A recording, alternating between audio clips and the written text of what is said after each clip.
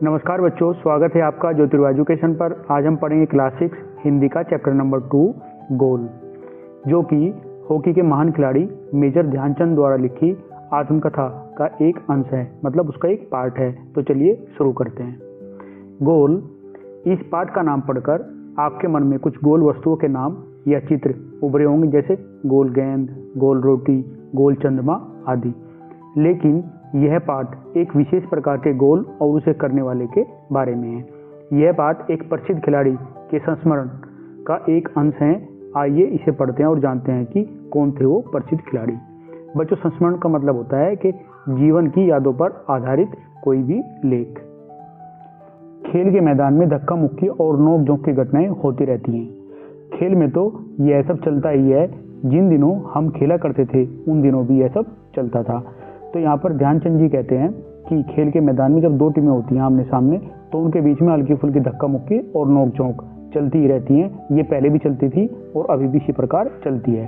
तो जैसे यहाँ पर बताया गया खेल में तो ये सब चलता ही है, मतलब इसका मतलब है कि खेल के मैदान में सब कॉमन सी बातें हैं। सन 1933 की बात है, मतलब 1933 की बात है। उन दिनों मैं पंजाब रेजिमेंट की ओर से खेला करता था। अब बच्चों, आपको यहाँ पर देखना है पंजाब रेजिमेंट क्या है। रेजिमेंट का मतलब होता है एक सेना का दल या एक सेना का टुकड़ा। तो ये बात जब कब की है, 1933 की। तो उस टाइम पे जो है हमारा जो भारत देश था वो अंग्रेजों का गुलाम था। यहाँ पर अंग्रेज थे, तो यहाँ पर अंग्रेजों की सेना भी थी।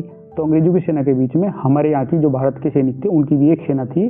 उसका एक सेना का दल था जिसका नाम रखा गया था पंजाब रेजिमेंट। एक दिन पंजाब रेजिमेंट और सैम्पर्स एंड माइनर्स टीम के बीच मुकाबला हो रहा था। तो जो पंजाब रेजिमेंट है वो हमारी यहाँ की टीम है और जो सैम्पर्स एंड माइनर्स टीम है वो अंग्रेजों की हॉकी की टीम थी। तो एक दिन उन दोनों के बीच में हॉकी का एक मैच रखा जाता है। माइनर्स टीम के खिलाड़ी मुझसे गेंद छीनने की कोशिश करते हैं, लेकिन उनकी हर कोशिश बेकार जाती।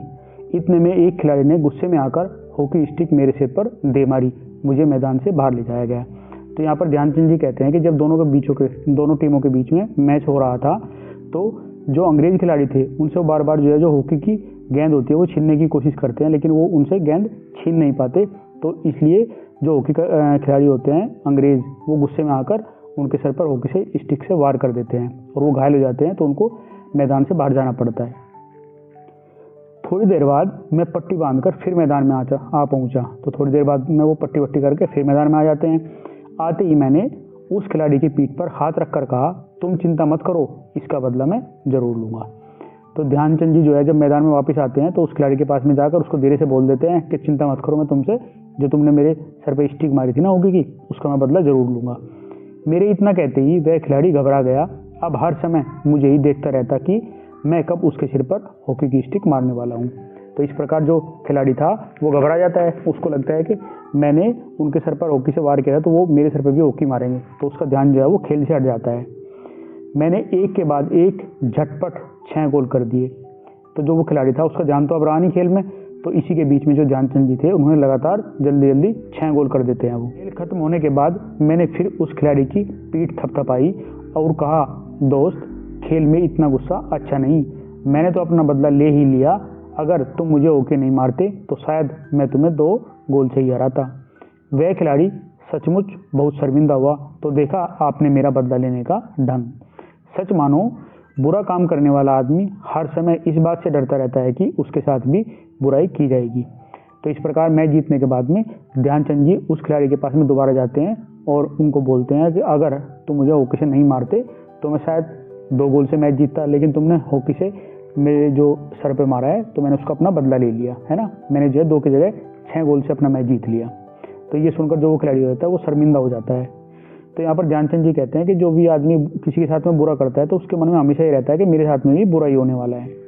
आज मैं जहाँ भी जाता हूँ बच्चे व बूढ़े मुझे घेर लेते हैं और मुझसे मेरी सफलता का राज जानना चाहते हैं। तो ध्यानचंद जी कहते हैं कि जब भी मैं कहीं पर जाता हूँ तो बच्चे और जो बूढ़े होते हैं ना वो सब मेरे पास में आ जाते हैं और मेरे से क्वेश्चन करते हैं कि भाई आपकी सफलता का राज क्या है। मेरे पास सफलता का कोई गुरु मंत्र तो नहीं है। तो यहाँ पर ध्यानचंद जी कहते हैं कि मेरी सफलता का कोई गुरु मंत्र नहीं है, कोई सीक्रेट नहीं है। हर किसी से यही कहता हूँ कि लगन, साधना और खेल भावना ही सफलता के सबसे बड़े मंत्र हैं। बच्चों, इन पर ध्यान देना आपको, है ना। तो यहाँ पर वो क्या कहते हैं ध्यानचंद जी कि सफलता के केवल 3 मंत्र हैं, लगन, साधना और खेल भावना। तो लगन का क्या मतलब है दिल लगाकर या मेहनत से किसी काम को करते रहना, और साधना का मतलब होता है प्रैक्टिस करना या लगातार मेहनत करते रहना। और खेल भावना, खेल भावना का मतलब होता है खेल को ईमानदारी या अच्छे व्यवहार से खेलना। जैसे जो अंग्रेज खिलाड़ी था उन्होंने ध्यानचंद जी के सर पर जो स्टिक लगाई थी वो खेल भावना में नहीं आता है, ऐसा नहीं करना चाहिए खेल, है ना, तो वो खेल भावना से दूर थे।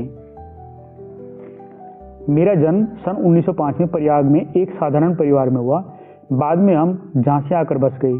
16 साल की उम्र में मैं फर्स्ट ब्राह्मण रेजिमेंट में एक साधारण सिपाही के रूप में भर्ती हो गया। तो जब इनकी एज 16 साल की थी तो उस टाइम पे फौज में भर्ती हो जाते हैं एक सिपाही के, है ना, रूप में ये वहाँ पे आ जाते हैं। और जो इनकी रेजिमेंट का था, जो उनके मतलब सेना के दल का जो नाम था वो था फर्स्ट ब्राह्मण रेजिमेंट। मेरा रेजिमेंट का हॉकी खेल में काफ़ी नाम था। इसका मतलब है काफ़ी नाम था, मतलब वो इनकी जो रेजिमेंट थी फर्स्ट ब्राह्मण रेजिमेंट, वो हॉकी काफ़ी अच्छा खेलती थी, तो इसलिए उनका नाम था। पर खेल में मेरी कोई दिलचस्पी नहीं थी, मतलब कोई रुचि नहीं थी, इनका कोई इंटरेस्ट नहीं था हॉकी के खेल में। उस समय हमारे रेजिमेंट के सूबेदार मेजर तिवारी थे। तो जो इनकी रेजिमेंट थी फर्स्ट ब्राह्मण रेजिमेंट, तो उनके जो हेड आप समझो इस तरीके से, उनका क्या नाम था, सूबेदार मेजर तिवारी। तो सूबेदार मेजर एक रैंक होती है, मतलब उनकी सबसे बड़ी रैंक थी सूबेदार मेजर, और उससे नीचे क्या होता है, सूबेदार होता है, और उससे नीचे होता है फिर नायाब सूबेदार। वे बार बार मुझे हॉकी खेलने के लिए कहते। हमारी छावनी में हॉकी खेलने का कोई निश्चित समय नहीं था। सैनिक जब चाहे मैदान में पहुंच जाते और अभ्यास शुरू कर देते। उस समय तक मैं एक नौसिखिया खिलाड़ी था। नौसिखिया मतलब होता है जो नया नया किसी काम को सीखता है, तो नया सीखने वाले वो खिलाड़ी थे। जैसे जैसे मेरे खेल में निखार आता गया वैसे वैसे मुझे तरक्की भी मिलती गई। तो यहाँ पर ये कहते हैं कि मैं प्रैक्टिस करता रहा, धीरे धीरे मैं खेलने में बहुत ही अच्छा हो गया और मुझे प्रमोशन भी मिल गया। सन 1936 में बर्लिन ओलंपिक में मुझे कप्तान बनाया गया। तो क्या होता है कि खेलना इतना अच्छा सीख जाते हैं कि जब 1936 में बर्लिन ओलंपिक होता है तो इंडिया का कप्तान इनको बनाया जाता है। उस समय मैं सेना में लांस नायक था। लांस नायक जो होता है वो सिपाही से ऊपर होता है, मतलब उसके अंडर में कुछ सिपाही होते हैं। बर्लिन ओलंपिक में लोग मेरे हॉकी खेलने के ढंग से इतना प्रभावित हुए कि उन्होंने मुझे हॉकी का जादूगर कहना शुरू कर दिया। तो इनकी हॉकी जो है इतनी अच्छी खेलते थे, जो लोग थे वहाँ पे दर्शक थे, तो इनको इतना पसंद करने लगे, इनका नाम रख दिया हॉकी का जादूगर। इसका यह मतलब नहीं कि सारे गोल मैं ही करता था। मेरी तो हमेशा यह कोशिश रहती थी कि मैं गेंद को गोल के पास ले जाकर अपने किसी साथी खिलाड़ी को दे दूं ताकि उसे गोल करने का श्रेय मिल जाए। अपनी इसी खेल भावना के कारण मैंने दुनिया के खेल प्रेमियों का दिल जीत लिया।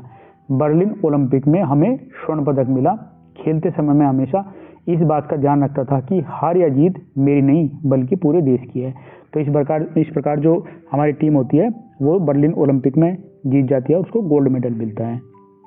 देखो ये हमारी टीम उस टाइम की ये पिक्चर है जब हमने गोल्ड मेडल जीता था बर्लिन में 1936 में। ये हमारी सारी जो है ना मेंबर्स है, टीम के मेंबर्स, और ये जो है वो हमारे मेजर ध्यानचंद जी है। लेखक से परिचय, तो बच्चों अभी लेखक से परिचय कर लेते हैं। ये हमारे मेजर ध्यानचंद जी, जिनका जीवन काल है 1905 से 1979 तक। यदि कोई खिलाड़ी अपनी आत्मकथा का नाम गोल रखे। आत्मकथा क्या होता है बच्चों?